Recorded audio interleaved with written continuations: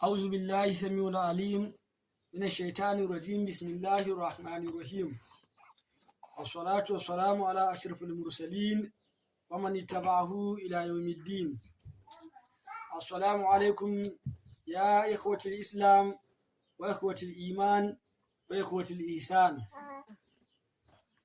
Jama'a, a yau a daidai wannan lokaci muna ɗauke muku da bayani a game da fassarar mafarki na mazaje. Mutum ya mafarki ya ga namiji. Malamai suka ce wannan mafarki malamai sun mishi tawili daban-daban. Wasu malaman suka ce mutumin da ya mafarki ya ga wani mutum ma'arufi a gurinsa, wato mutumin ya san shi dama ko a zahiri, to malamai suka ce wannan mutum ne da ainihinsa ko kuma kininsa. Idan mutum ya yi mafarki ya ga wani mutum majahuli wanda bai san shi ba, shi kuma malamai suka ce idan saurayi ne mutumin, wannan maƙiyi ne. Idan kuma tsoho ne, wannan wadata ne. Malamai suka ce mafarkin mutum yakan yi nuni akan alkhairi da albarka, sannan yakan yi nuni akan biyan bukata da samun aminci. Amma mutumin da ya mafarki cewa ya ga wani mutum ma'arufi yana aikata wani abu ko kuma ya bashi wani abu, wannan yana nuni akan wannan mutum ne da kansa da ainihinsa ko kuma kininsa daga cikin mutane.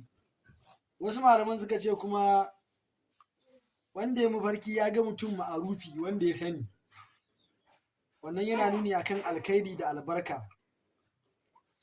Idan kuma yana da wani ɗan uwa ko wani mutum wanda yake ga'ibi bai nan ko ya yi tafiya ko an neme shi a rasa, to wannan yana nuni wannan mafarki yakan iya nuni akan wannan mutumi zai dawo ko kuma zai samu labarin wannan mutumi.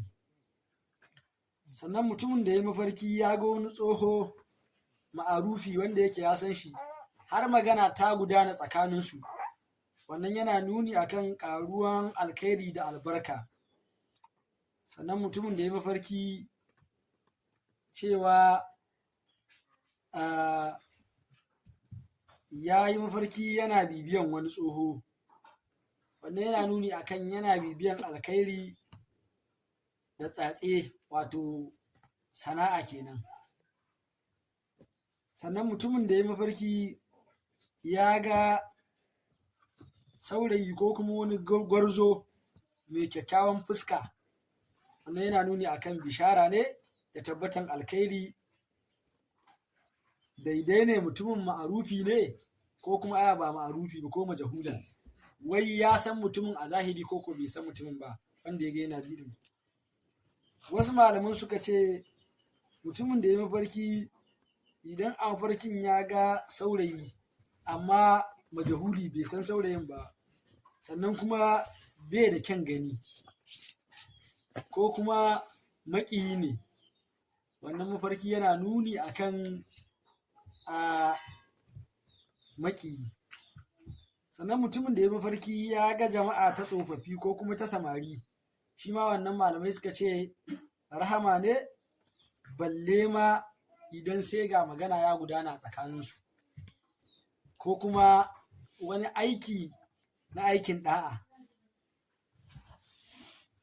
Sannan mutumin da ya mafarki ɗaya daga cikin jama'a ya ba shi wani abu, wannan yana nuni akan zai samu abin da yake buri.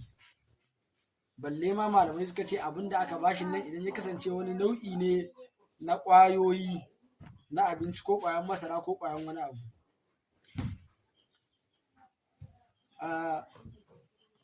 Sannan mutumin da ya mafarki